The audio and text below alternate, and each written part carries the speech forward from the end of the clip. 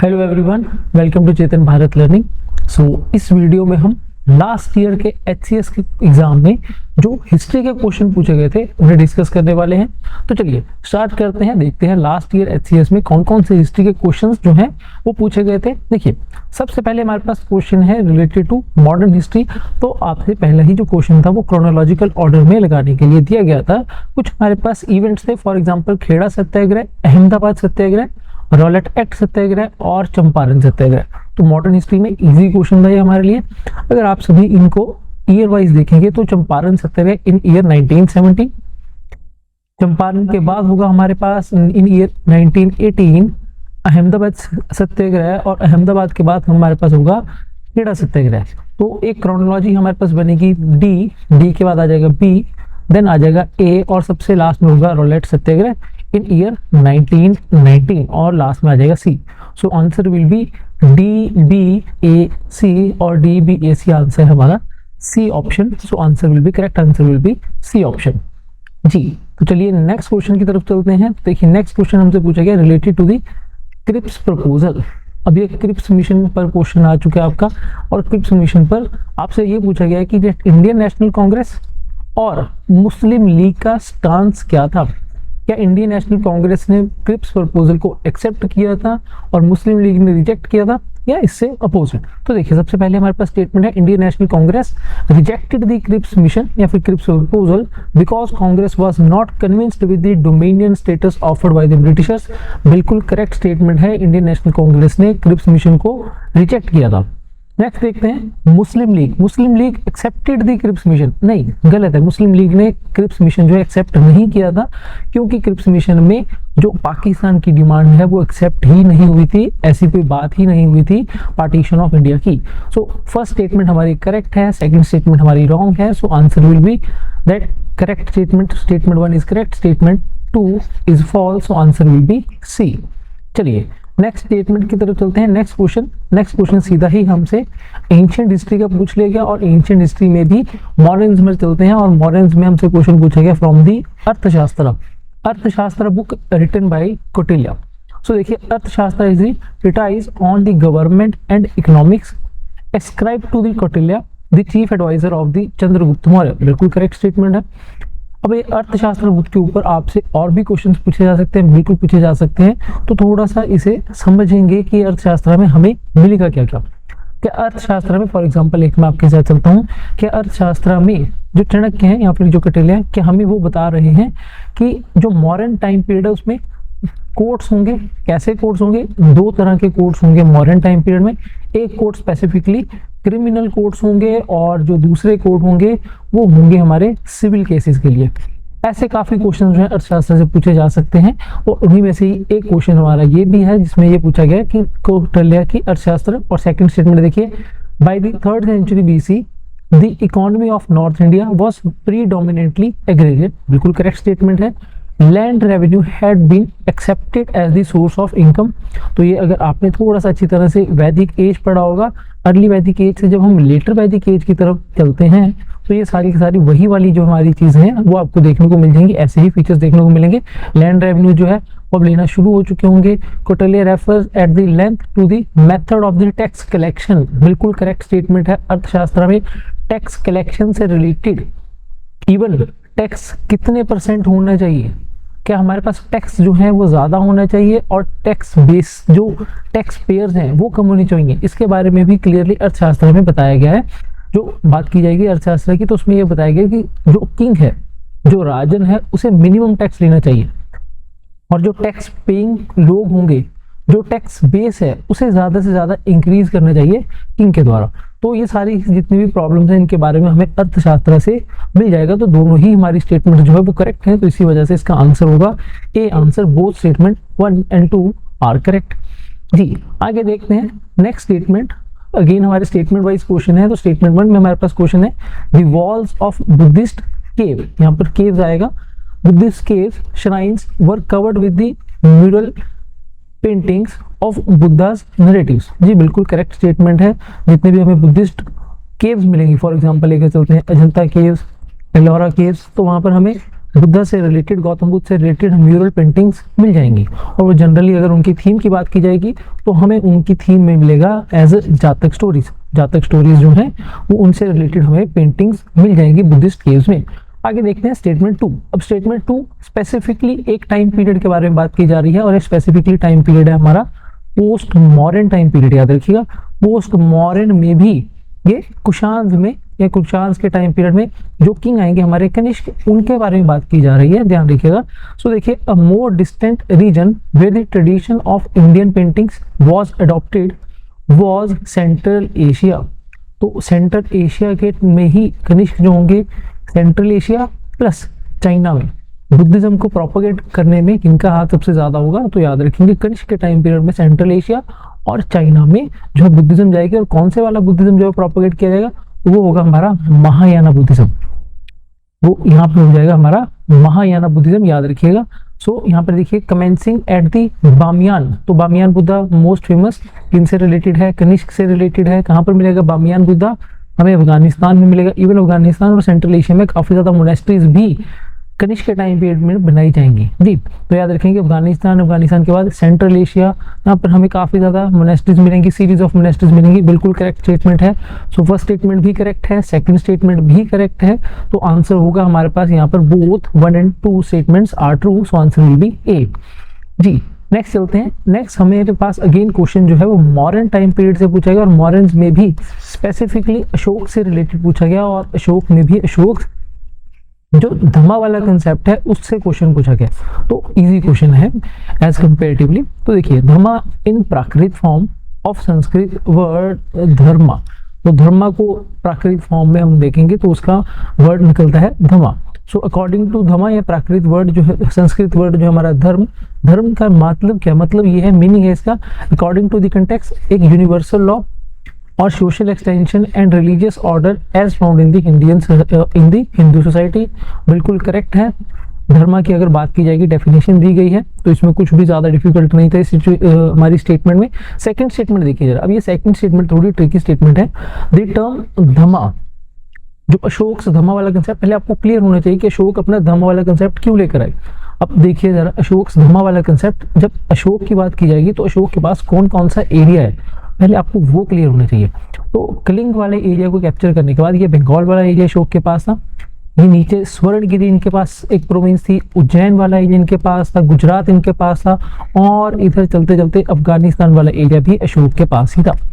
इतना बड़ा एम्पायर जब आपके पास है, तो इतने बड़े एम्पायर को अब आपने कैसे एडमिनिस्ट्रेशन करनी है, इसे कैसे कंसोलिडेट करना है, और वो कंसोलिडेट करने के लिए ही एक पॉलिसी लाई जाएगी जिसका नाम होगा अशोक धम्मा कंसेप्ट। याद रखिएगा, अशोक धम्मा को बिल्कुल भी आपने जो बुद्धिज्म है उसके साथ कंफ्यूज नहीं होना, क्योंकि जनरली अगर ये देखा जाए कि अशोक धम्मा में सिर्फ बुद्धिज्म नहीं था, बाकी भी जो रिलीजन थे या बाकी भी जितने भी फेथ थे जिनमें यूनिवर्सल जो चीजें एक्सेप्टेड हैं वो बिलीफ्स डाले गए थे।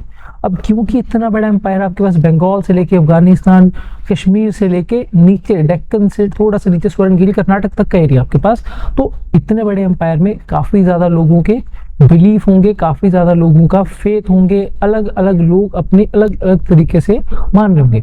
तो उन सभी को सोसाइटी बहुत ज्यादा हेटेरोडॉक्स थी अशोक के टाइम पीरियड में, तो उस सोसाइटी को कैसे कंसोलिडेट रखा जाए जिसकी वजह से अशोक के टाइम पीरियड में रिबेल ना हो, तो अशोक लेकर आए थे concept of the Ashoka dhamma जी। तो अब देखते हैं सेकंड स्टेटमेंट। तो सेकंड स्टेटमेंट में देखिए इन्होंने लिखा है that Ashoka dhamma was propagated by Ashoka for Buddhism. नहीं, बुद्धिज्म वाला कंसेप्ट अलग है, याद रखिएगा अशोक का, कि बुद्धिज्म को प्रोपगेट करने के लिए अलग चीजें हैं, लेकिन अशोक धम्मा में सिर्फ बुद्धिज्म नहीं है।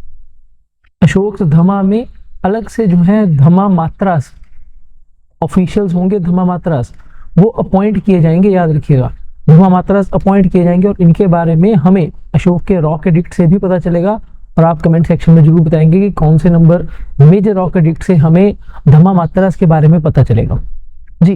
तो देखिए सेकंड स्टेटमेंट हमारी रॉन्ग हो चुकी है, क्योंकि अशोक धम्मा वाला जो कंसेप्ट है उससे बुद्धिज्म नहीं प्रोपोगेट करनी थी, उससे कहीं ना कहीं जो धम्मा वाला कंसेप्ट है वो भी मैंने समझाया आपको, उसे प्रोपोगेट करना था। तो सेकंड स्टेटमेंट रॉन्ग है, फर्स्ट स्टेटमेंट करेक्ट है। तो हमारे पास आंसर जो होगा, आंसर होगा C, statement 1 is correct but statement 2 is incorrect. जी नेक्स्ट चलते हैं। नेक्स्ट क्वेश्चन है हमारे पास रिलेटेड टू मिडिवल हिस्ट्री। तो मिडिवल हिस्ट्री में थोड़ा सा जनरल सा क्वेश्चन है हमारे लिए, ऐसे स्पेसिफिकली किसी किंग से रिलेटेड नहीं है। तो देखिए स्पेसिफिकली किंग से रिलेटेड नहीं है, जनरल क्वेश्चन में हमसे क्वेश्चन पूछा गया रिलेटेड टू दी उलेमास। तो मिडिवल हिस्ट्री में उलेमास के बारे में क्वेश्चन पूछा गया। तो ulemas were the Muslims who interpreted the passage of the Quran, बिल्कुल करेक्ट है। ये उलेमास जो होंगे सुल्तान इन्हें रिस्पेक्ट शो करेंगे, रिस्पेक्ट शो करने के लिए सुल्तान जो है इन्हें अलग अलग तरीके के ग्रांट्स देंगे, इन्हें मॉस्क बनाकर देंगे, मस्जिद बनाकर दिए जाएंगे, बिल्कुल करेक्ट स्टेटमेंट है। सेकंड स्टेटमेंट में देखिए the ulemas were concerned only with the religious aspect, नहीं गलत। जो मिडिवल हिस्ट्री में हमारे उलेमास हैं वो डे टू डे एडमिनिस्ट्रेशन में भी इंटरफेरेंस करेंगे, वो सिर्फ और सिर्फ रिलीजियस एस्पेक्ट तक नहीं रहेंगे। तो ये गलत हो गया कि उनकी पॉलिटिकल मैटर्स में कोई भी वॉइस नहीं थी, उनकी काफी ज्यादा वॉइस थी, एक प्रेशर ग्रुप की तरह काम करेंगे उलेमास। तो सेकंड स्टेटमेंट हमारी रॉन्ग हो चुकी है, फर्स्ट स्टेटमेंट हमारी करेक्ट है। So again answer will be C, statement 1 is true but statement second is false. जी नेक्स्ट चलते हैं। नेक्स्ट देखिए क्वेश्चन में हमारे पास कुछ टर्म्स हैं, फॉर एग्जांपल रॉलेट एक्ट, और हमारे पास है non cooperation movement. Non cooperation movement हमारी जो है वो स्टार्ट होगी इन ईयर 1920 और रॉलेट एक्ट जो है उनसे पहले ही आ जाएगा 1919 में। तो देखिए जरा statement 1, so Rowlatt Act came into being during non cooperation movement. तो पहली स्टेटमेंट ही गलत हो गई, वो पहले आ चुका था नॉन कॉपरेशन मूवमेंट से पहले, रॉलेट एक्ट 1 साल पहले आ चुका है। अब रॉलेट एक्ट है क्या? तो रॉलेट एक्ट में कोई भी इंसान जिसे ब्रिटिशर्स, जो आप कह सकते हैं कि जिसपे ब्रिटिशर्स को शक है कि वो गवर्नमेंट के अगेंस्ट कोई काम कर सकता है, तो गवर्नमेंट क्या करेंगी, उन्हें बिना किसी जज के सामने ले गए उन्हें सीधा ही 2 साल की सजा दी जाएगी। ठीक है जी, विदाउट ट्रायल जो है 2 साल के लिए अंदर। और इसी वजह से रॉलेट एक्ट को ये भी कहते हैं कि नो दलील, नो अपील, नो वकील। इसके सामने जाओगे कोई वकील नहीं, किसी जज के सामने पेश नहीं किया जाएगा, सीधा 2 साल के लिए अंदर। ये था रॉलेट एक्ट। तो यही रॉलेट एक्ट को जो गांधी जी बोलेंगे एज अ ब्लैक एक्ट। तो फर्स्ट स्टेटमेंट हमारी रॉन्ग हो चुकी है, सेकंड स्टेटमेंट हमारी करेक्ट है। तो इसलिए आंसर बनेगा हमारा D, statement 1 is false but statement 2 is correct. तो इजी क्वेश्चन है मॉडर्न हिस्ट्री का। जी नेक्स्ट क्वेश्चन की तरफ चलते हैं। तो यहाँ पर देखिए अब ये वाले थोड़े क्वेश्चन हैं, इन पर थोड़ा सा आपको फोकस रखना पड़ेगा। क्यों? क्योंकि ये अब हमारे क्वेश्चन है related to the assertion and reason. अगर आपको दोनों ही स्टेटमेंट्स पता तो चल जाएंगी, लेकिन क्या वो असर्शन का रीजन करेक्ट दिया जा रहा है, याद रखिएगा ऐसा। तो देखिए सबसे पहले असर्शन में हमारे पास स्टेटमेंट है the Europeans denounce the Indian civilisation and culture, they describe Indians as backward, uncivilised and orthodox. बिल्कुल करेक्ट स्टेटमेंट है ये हमारे। ब्रिटिशर्स का वही वाला कंसेप्ट कि इंडियंस को पढ़ाना व्हाइट मैन्स बर्डन। अगर ब्रिटिशर्स इंडिया ना आते तो इंडियंस कभी पढ़ते ही ना, इंडियंस कुछ है ही नहीं, इनका कोई हिस्ट्री ही नहीं है। तो इंडियंस की हिस्ट्री नहीं है, इसी चीज को अब जो है हमने कौन लेकर आएंगे, कुछ हमारे हिस्टोरियंस लेकर आएंगे। अब वो जो ब्रांच होगी जो इंडियन हिस्ट्री को समझेगी, इंडियन कल्चर को समझने की कोशिश करेंगे, इंडियन हिस्ट्री को ग्लोरीफाई किया जाएगा, गुप्ता एज को गोल्डन एज बताया जाएगा, उसी ब्रांच को हम कहते हैं हिस्ट्री में as Indology. Indology means the study of Indian culture, Indian history. तो देखिए in early 19th century there was interest in studying the classical language and literature of India.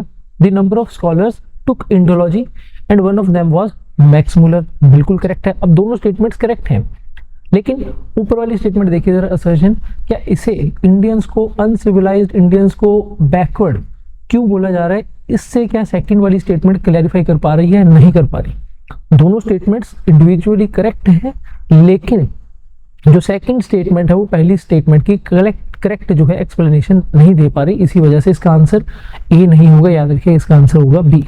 So answer will be both A and R R individually correct but R is not correct explanation of A. Ji next चलते हैं। अब देखिए ध्यान से, यहाँ पर फिर हमें हमारे पास असर्शन और रीजन से रिलेटेड क्वेश्चन है। तो यहाँ पर देखिए सबसे पहले क्वेश्चन है हमारे पास, Indian National Congress was started by A O. Hume. कौन से ईयर में? 1885 में इंडियन नेशनल कांग्रेस सेटअप की जाएगी by the A.O.. Hume under the official direction and guidance of Lord Dufferin.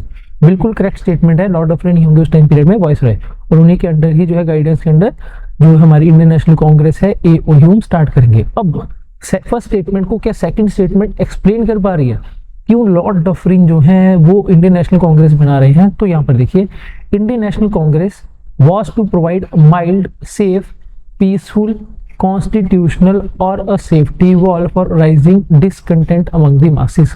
तो ये किसकी बात की जा रही है? यहीं पर तो हमारी बात की जा रही है सेफ्टी वॉल थ्योरी की। ब्रिटिशर्स ने इंडियन नेशनल कांग्रेस क्यों बनाई? इंडियन नेशनल कांग्रेस का सक्सेस होने के पीछे एक थ्योरी काफी लंबे टाइम पीरियड से चलती रहेगी जिसका नाम होगा सेफ्टी वॉल थ्योरी। वो पहली स्टेटमेंट भी करेक्ट है, सेकंड स्टेटमेंट भी करेक्ट है, और पहली स्टेटमेंट में लॉर्ड डफरिन के अंडर क्यों गाइडेंस में बनाई जा रही है, तो सेकंड स्टेटमेंट जो है क्लियरली उसे एक्सप्लेन भी कर रही है। तो इसी वजह से इसका आंसर इस बार होगा ऑप्शन ए। नेक्स्ट क्वेश्चन की तरफ चलते हैं। तो देखिए नेक्स्ट क्वेश्चन अगेन हमारे पास मॉडर्न हिस्ट्री में पूछा गया है from the doctrine of lapse. Doctrine of lapse कौन से गवर्नर जनरल होंगे? तो लॉर्ड डलहौजी के जो होंगे वो होंगे founder of the doctrine of lapse. अब ये लॉर्ड डलहौजी के ऊपर काफी ज्यादा क्वेश्चन बन जाते हैं। सबसे पहले देखिए लॉर्ड डलहौजी ही होंगे जो लेकर आएंगे डॉक्ट्राइन ऑफ लैप्स। कोई वॉर होगी लॉर्ड डलहौजी के टाइम पीरियड में, सेकेंड एंग्लो सिख वॉर हमें देखने को मिलेगी लॉर्ड डलहौजी के टाइम पीरियड में। कुछ और चीजें डॉक्ट्राइन ऑफ लैप्स के अलावा रिलीजियस डिसएबिलिटी एक्ट भी लॉर्ड डलहौजी जो वो लेकर आएंगे। रेलवे इन्हीं के टाइम पीरियड में शुरू होगी, पीडब्ल्यूडी डिपार्टमेंट इन्हीं के टाइम पीरियड में शुरू होगा। और आप बताएंगे जरूर कमेंट सेक्शन में कि लॉर्ड डलहौजी के टाइम पीरियड में और कौन कौन सी चीजें होंगी। विडो रीमैरिज इन्हीं के टाइम पीरियड में होगा जी। तो देखते हैं यहाँ पर doctrine of lapse Lord Dalhousie लेकर आएंगे, बिल्कुल करेक्ट है अभी तक स्टेटमेंट, जिसमें अगर किसी भी इंडियन किंग के पास अगर कोई लीगल हेयर नहीं है, मतलब जो किंग है राजा जो है उनका नेक्स्ट जो बेटा होगा वो नेचुरल बेटा नहीं है जबकि उन्होंने अडॉप्ट कर लिया, तो डॉक्ट्राइन ऑफ लैप्स के अंदर जितना भी उनके पास एरिया होगा वो टोटली किसके पास चला जाएगा? लॉर्ड डलहौजी के पास, या फिर ब्रिटिशर्स के अंडर चला जाएगा। उनका जो इतना भी किंगडम होगा वो लैप्स कर जाएगा। तो ये होगा हमारा डॉक्ट्राइन ऑफ लैप्स। कौन कौन सी स्टेट्स आएंगी अब देखते हैं जरा। फर्स्ट स्टेट आपने बतानी है कौन सी फर्स्ट स्टेट होगी जो डॉक्ट्राइन ऑफ लैप्स के अंडर जो है वो अनेक्स की जाएगी। प्लस आपने ये भी बताना है कि लॉर्ड डलहौजी के टाइम पीरियड में और कौन कौन सी कुछ चीजें हो रही थी, क्योंकि काफी ऐसी चीजें होंगी जिनकी वजह से लॉर्ड डलहौजी के जाने के बाद 1857 का जो रिवोल्ट है वो हमें देखने को मिलेगा जी। So doctrine of lapse was one part of Dalhousie's programme for bringing unified India under strict control by doing away with the alternative sovereignties held by the Indian rulers and princes। बिल्कुल correct है, दोनों statements ही correct हैं। So answer भी हमारा होगा इसमें A answer होगा, दोनों ही स्टेटमेंट्स करेक्ट नहीं है। और आर जो है क्यों डॉक्ट्राइन ऑफ लैप्स लाया गया वो उसे एक्सप्लेन भी कर रही है जी। नेक्स्ट चलते हैं। तो नेक्स्ट देखिए हमारे पास अगेन मिडिवल हिस्ट्री से क्वेश्चन है, और मिडिवल हिस्ट्री में मुगल से क्वेश्चन है, और मुगल्स में भी क्वेश्चन पेंटर से रिलेटेड है, पेंटिंग से रिलेटेड है। तो एक पेंटर है जिनका नाम है दसवंत। इनके टाइम पीरियड के पेंटर हैं तो याद रखेंगे ये है अकबर के टाइम पीरियड के पेंटर। ये जो दसवंत हैं इनके जो टीचर होंगे, तो जो पर्शियन हमारे पास पेंटर्स होंगे अकबर के टाइम पीरियड में, जो हुमायूं अपने साथ लाए होंगे पर्शिया से, अब्दुस समाल, तो वो इनके पेंटर जो हैं इनके टीचर भी होंगे। अब ये जो पेंटर हैं दसवंत, इनका एक फेमस मैन्युस्क्रिप्ट है खानदान तैमूरिया, वेरी इंपॉर्टेंट, याद रखेंगे। प्रेजेंट डे कहाँ पर मिलेगा हमें? खानदान तैमूरिया, पटना की पब्लिक लाइब्रेरी में मिल जाएगा जी। प्लस और इम्पॉर्टेंट है क्या पॉइंट यहाँ पर, ये जो हमारे दसवंत हैं इन्होंने सुसाइड कमिट कर लिया था बिकॉज ऑफ हिज मैडनेस। बिल्कुल करेक्ट है, दोनों ही स्टेटमेंट्स करेक्ट हैं जी। तो आंसर होगा कि यहाँ पर बोथ स्टेटमेंट्स आर करेक्ट। लेकिन उन्होंने सुसाइड क्यों कमिट किया, क्या इससे सेकंड से हमें पता चल पा रहा है? तो नहीं पता चल पा रहा, तो आंसर होगा इसमें बी ऑप्शन। कभी भी हम जो है असर्शन वाली जो है वो रीजन में देखेंगे कि एक्सप्लेन नहीं कर पा रहा है कि उन्होंने क्यों कमिट किया सुसाइड जी। नेक्स्ट चलते हैं। तो नेक्स्ट देखिए अगेन हमारे पास असर्शन और रीजन से रिलेटेड क्वेश्चन है। सो फर्स्ट स्टेटमेंट हमारे पास decline of Mauryan empire started after the Ashoka, बिल्कुल करेक्ट स्टेटमेंट है। अब मौर्यन एम्पायर स्टार्टेड डिक्लाइन या फिर डिसइंटीग्रेट आफ्टर द अशोक। अब सेकंड स्टेटमेंट से पता होना चाहिए कि अशोक के बाद हुआ क्या। अगर नहीं है तो आप क्लियरली आपका आंसर जो है ए तो नहीं होगा। So Ashoka followed the policy of Dhamma Vijay and disbanded his army, बिल्कुल रॉन्ग स्टेटमेंट है। अशोक ने धमा विजय वाला कंसेप्ट ऑफ कोर्स आप कह सकते हैं कि अपना लिया था, लेकिन अशोक के टाइम पीरियड में या मौर्यंस ने कभी भी अपनी आर्मी डिसबैंड नहीं की थी। तो सेकंड स्टेटमेंट तो हमारी रॉन्ग हो चुकी है, फर्स्ट स्टेटमेंट हमारी करेक्ट है, तो जिसकी वजह से हमारा आंसर होगा C, A is correct but R is not correct. Next statement की तरफ चलते हैं। नेक्स्ट क्वेश्चन, अब ये देखिए नेक्स्ट क्वेश्चन जो है हमारा पूछा गया कि इनमें से कौन कौन से एविडेंस हैं जो बताएंगे हमें about the Pashupati sect. Early Shiva जो है पशुपति सेक्ट से रिलेटेड कौन कौन से हमारे पास सोर्स ऑफ एविडेंस हैं। तो देखिए सबसे पहले कॉइन ऑफ हविष्का, ये कौन है? ये किंग। तो याद रखेंगे ये कनिष्क जो है हमारे कुशाण में कनिष्क, वही कनिष्क जिनके टाइम पीरियड में फोर्थ बुद्धिस्ट काउंसिल होगी। तो फोर्थ बुद्धिस्ट काउंसिल कनिष्क के टाइम पीरियड में होगी कश्मीर में उनके बाद आएंगे हमारे पास किंग जिनका नाम है हुविश्का, और इनके कॉइन्स में क्या पशुपति सेक्ट के बारे में पता चलेगा, बिल्कुल पता चलेगा, याद रखिएगा, बिल्कुल करेक्ट स्टेटमेंट है ये। Next, Mathura inscription of Chandragupta two, बिल्कुल करेक्ट है। थोड़ा सा ये क्वेश्चन जो डिफिकल्ट था, लेकिन तो आपको ऐसे क्वेश्चंस आने चाहिए। अब यहाँ पर देखिए, यहीं से आपके नेक्स्ट प्रीलिम्स के लिए क्वेश्चन मिलने शुरू हो जाएंगे। तो हमारे पास बुक है जिसका नाम है मालती माधव, किन्होंने लिखी है बुक, भावभूति ने लिखी, याद रखिएगा, इंपॉर्टेंट है, नोट डाउन कर लीजिए अपने जितने भी नोट्स हैं। नेक्स्ट बुक है जिसका नाम है अष्टाध्यायी, रिटन बाय पन्नी, तो ये भी याद रखिएगा। नेक्स्ट बुक है जिसका नाम है कडम्बनी, रिटन बाय वाण भट्ट, तीनों बुक्स हैं, याद रखिएगा किन्होंने लिखी है, बार बार आपको रिपीटेड क्वेश्चंस मिल जाएंगे एचसीएस में। तो देखिए यहाँ पर हमसे पूछा गया कि पशुपति सेक्ट से रिलेटेड कहाँ से हमें पता चलेगा, सो कॉइन ऑफ हुविश्का से पता चलेगा, बिल्कुल मथुरा इंस्क्रिप्शन से भी पता चलेगा, अष्टाध्यायी की पन्नी से नहीं पता चलेगा, भावभूति की मालती माधव से भी नहीं पता चलेगा, और कडम्बनी बुक से पता चल जाएगा। तो आंसर होगा हमारे पास C 1, 2 एंड 5 जी। नेक्स्ट चलते हैं। नेक्स्ट क्वेश्चन देखिए हमारे पास है related to Vijayanagar empire. Again important question है, ऐसे क्वेश्चन आपको विजयनगर एम्पायर के अगर आ चुके हैं तो इस साल जो एग्जाम होगा आपका फेब में, तो उसमें आपसे क्वेश्चन जो है बहामनी किंगडम से भी पूछे जा सकते हैं, इवन विजयनगर एम्पायर को रिपीट भी किया जा सकता है जी। तो यहाँ पर देखिए इन्होंने स्टेटमेंट्स पूछे हैं related to the Virupaksha and Pampa Devi. अब सबसे पहली स्टेटमेंट में देखते हैं, मातृ देवी Pampa Devi had done penance to marry Virupaksha, बिल्कुल करेक्ट है, पंपा देवी जो है वो काफी तपस्या करेंगी टू मैरी दी विरूपक्षा। आगे देखिए जो विजयनगर एम्पायर के रूलर्स हैं, they claimed to rule on the behalf of Pampa Devi, girl, याद रखिएगा यहाँ पर जो विजयनगर एम्पायर है जितने भी उनके रूलर्स होंगे, they use to rule on the behalf of Virupaksha, तो वो विरूपक्षा के नाम के ऊपर जो है वो रूल करते थे, पंपा देवी के नाम पर रूल नहीं किया जाता था।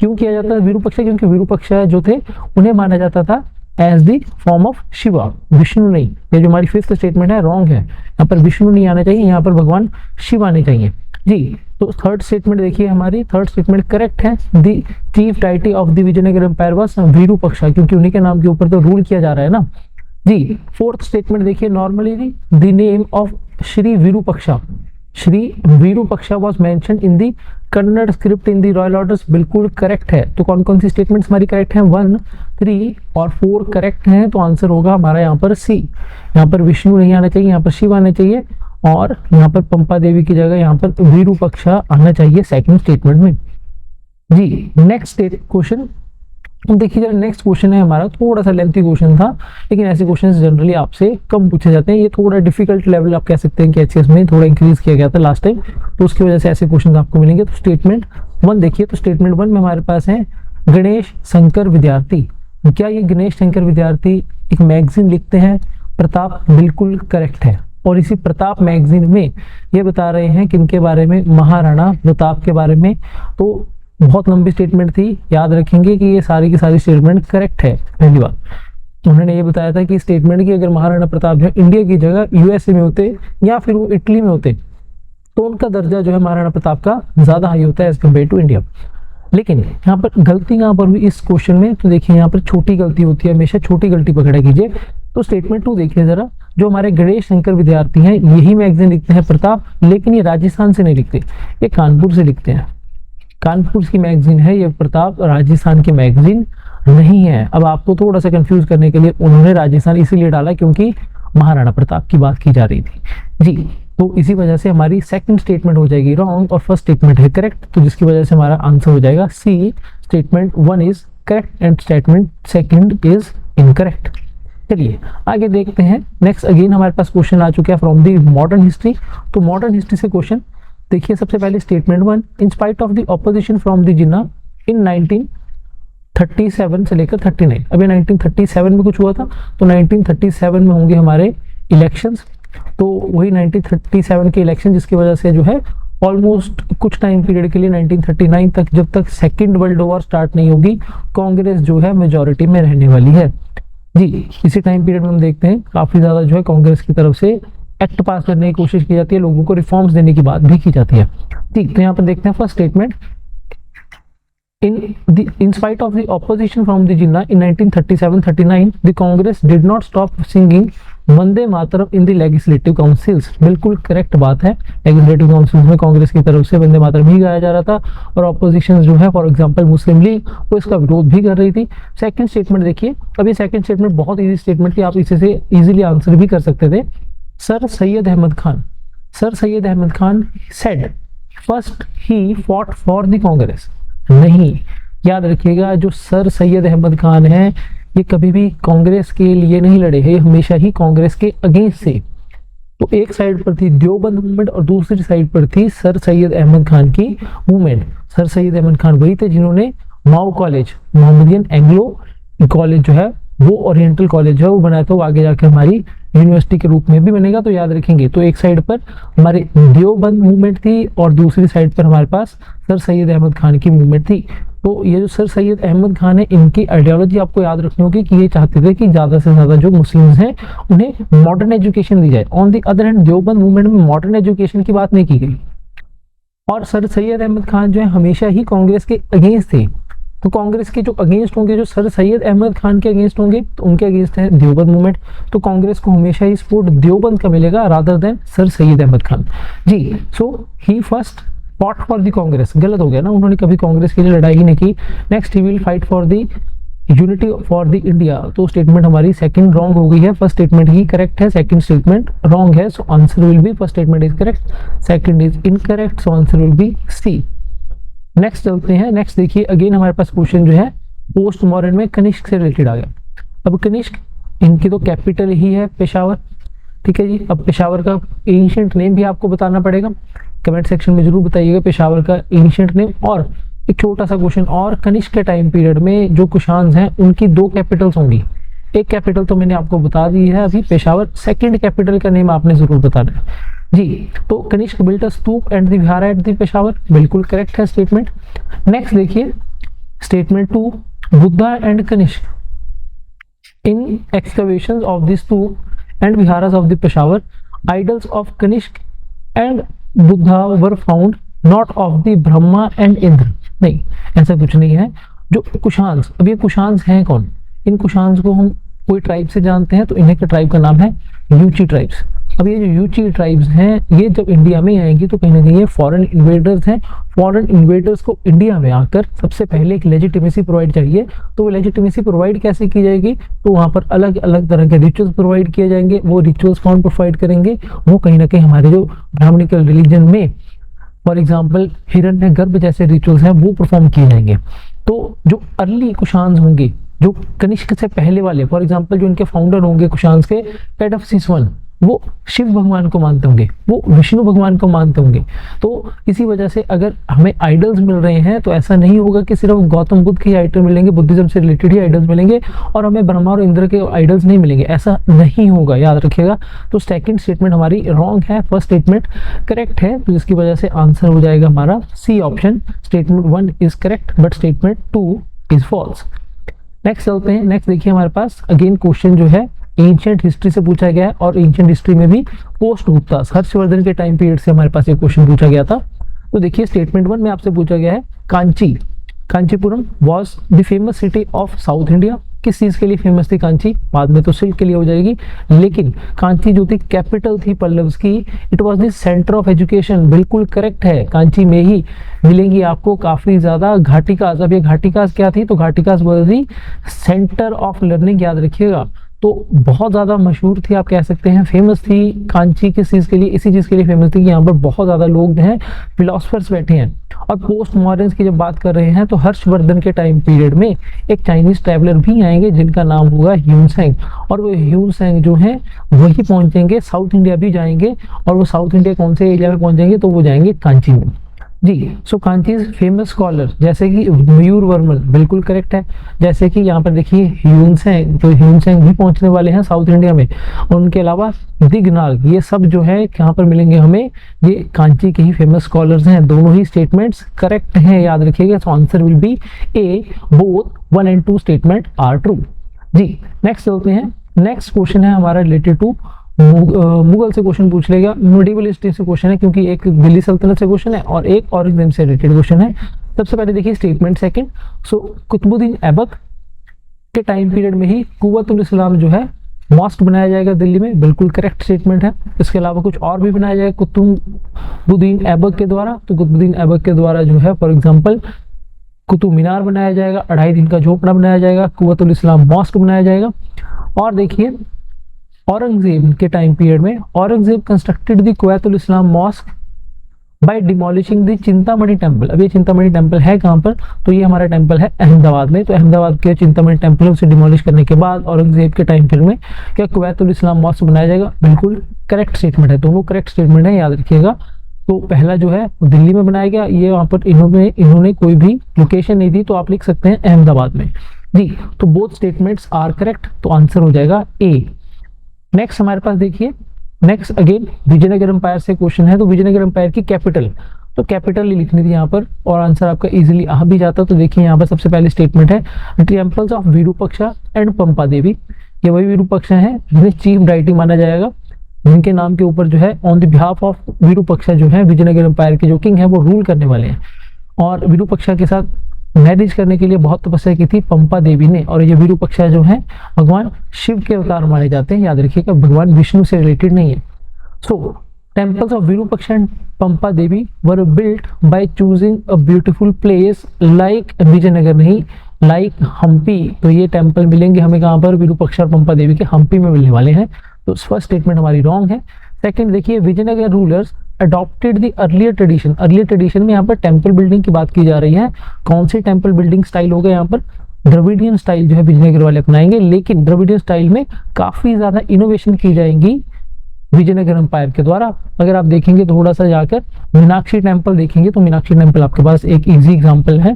तो हम देखते हैं यहाँ पर जो द्रविडियन स्टाइल में ऊपर कलश रखे जाएंगे टेम्पल में, तो मल्टीपल कलश देखने को मिलेंगे आपको विजयनगर के जितने भी टेम्पल्स होंगे। क्लियर। नेक्स्ट देखते हैं, छोटे छोटे टेम्पल भी बना दिए जाएंगे, रथ टाइप बनाए जाएंगे, तो काफी अच्छे टेम्पल्स आपको मिल जाएंगे हम्पी में। तो इनोवेशन होगी, बिल्कुल होगी। फर्स्ट स्टेटमेंट रॉन्ग है, सेकंड स्टेटमेंट करेक्ट है। सो answer will be D option. Statement 1 is false but statement 2 is true जी। नेक्स्ट चलते हैं। नेक्स्ट देखिए, हमारे पास कुछ फॉरेन ट्रैवलर से क्वेश्चन पूछे गए थे। बहुत क्वेश्चन पूछे जाते हैं फॉरेन ट्रैवलर से, तो ये सभी आपको आने चाहिए। सबसे पहले मोस्ट इजी, सबसे इजी आपको याद होने चाहिए, तो उनका नाम है बर्नियर। तो बर्नियर क्यों याद करना है, सो बर्नियर हमने याद रखेंगे क्योंकि ये थे मुगल्स के टाइम पीरियड में। मुगल्स के टाइम पीरियड में इवन उनके, आप कह सकते हैं कि हमारे पास एक किंग थे जिनका नाम था दारा शिकोह। दारा शिकोह के डॉक्टर के रूप में आप याद कर लीजिए बर्नियर को। So he was the scientist of the Mughal amir Danishmand Khan.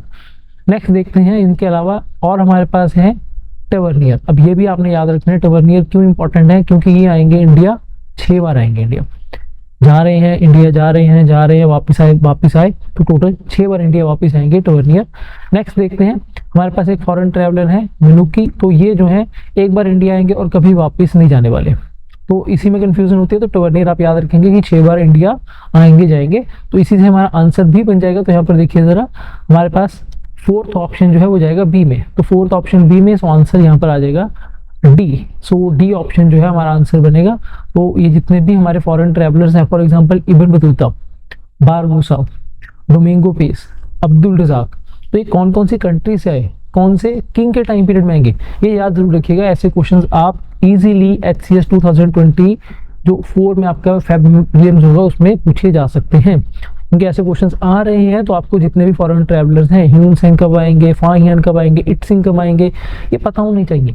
उनके बाद विजयनगर एम्पायर में कौन कौन से आएंगे, विजयनगर एम्पायर के बारे में क्या क्या बताया जा रहा है इन ट्रैवलर्स के द्वारा, बहुत इंपॉर्टेंट है, याद रखिएगा जी। नेक्स्ट चलते हैं, नेक्स्ट क्वेश्चन अगेन हमारे पास स्टेटमेंट बेस्ड क्वेश्चन है। सबसे पहली हमारी स्टेटमेंट है, इन 1866 Dadabhai Naoroji organised Indian East India association in London. बिल्कुल करेक्ट है, East India association Dadabhai Naoroji बनाएंगे, कहाँ पर, लंदन में बनाएंगे।